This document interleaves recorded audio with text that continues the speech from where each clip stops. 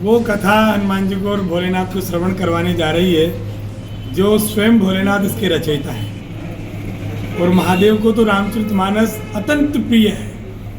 जिसकी कोई आज तक कल्पना नहीं कर सका। तो ये सभी प्रेरणा हमारे जो मुख्य स्तोत्र तो लाला भैया बने, इन्हीं से वार्तालाप चली और इन्होंने जो सभी भक्तों को जोड़ा है इस रामचरितमानस को प्रारंभ करने के लिए, तो ये बड़ा, मैं तो ये कहता हूँ कि साक्षात प्रयागराज तीर्थ यहाँ पधार गए हैं। और तीर्थों के राजा हमारे गुरुदेव पुष्करराज हैं, यंदाता, और तीर्थों के गुरुदेव पुष्करराज हैं और राजा प्रयागराज, दोनों का समावेश यहाँ हो गया है। और उद्देश्य तो केवल यही है कि संसार में सुख समृद्धि बनी रहे, शांति बनी रहे, और हमारे भारत पर इतनी कृपा बरसे हनुमान जी की, राम जी की, महादेव की, कि हमारे भारतवासियों में ये द्वेषता फैल गई है, ये विखंडता फैल गई है, वो पुनः एक हो और सनातनी एक होकर पूरे संपूर्ण भारत में हमारे भारतवर्ष का डंका बजे। इसीलिए ठाकुर जी की और गुरुदेव की और हनुमान जी की, महादेव की प्रेरणा से रामचरितमानस का अखंड 6 संतों के माध्यम से अनवरत पाठ प्रारंभ हुआ है। भगवान की जय, गुरुदेव की जय, हनुमान जी की जय, भोलेनाथ की जय, सभी देवी देवताओं की जय, पुष्करराज महाराज की जय। आज जो ये प्रेरणा मिली है हमारे सबको, और हनुमान जी के आशीर्वाद से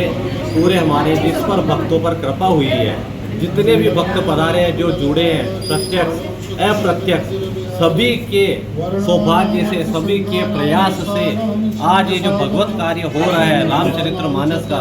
ये हमारी प्रेरणा है कि सभी ठाकुर जी सुने और पुष्करराज महाराज। आयोजन तो आज वो कथा हनुमान जी को और भोलेनाथ को श्रवण करवाने जा रही है जो स्वयं भोलेनाथ इसके रचयिता है। और महादेव को तो रामचरितमानस अत्यंत प्रिय है, जिसकी कोई आज तक कल्पना नहीं कर सका। तो ये सभी प्रेरणा हमारे जो मुख्य स्तोत्र तो लाला भैया बने, इन्हीं से वार्तालाप चली और इन्होंने जो सभी भक्तों को जोड़ा है इस रामचरितमानस को प्रारंभ करने के लिए, तो ये बड़ा, मैं तो ये कहता हूँ कि साक्षात प्रयागराज तीर्थ यहाँ पधार गए हैं। और तीर्थों के राजा हमारे गुरुदेव पुष्करराज हैं, यंदाता,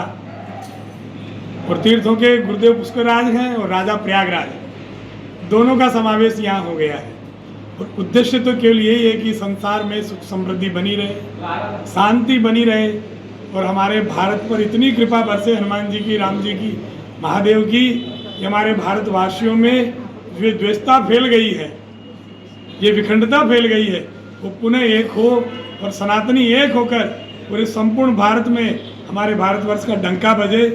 इसीलिए ठाकुर जी की और गुरुदेव की और हनुमान जी की, महादेव की प्रेरणा से रामचरितमानस का अखंड 6 संतों के माध्यम से अनवरत पाठ प्रारंभ हुआ है।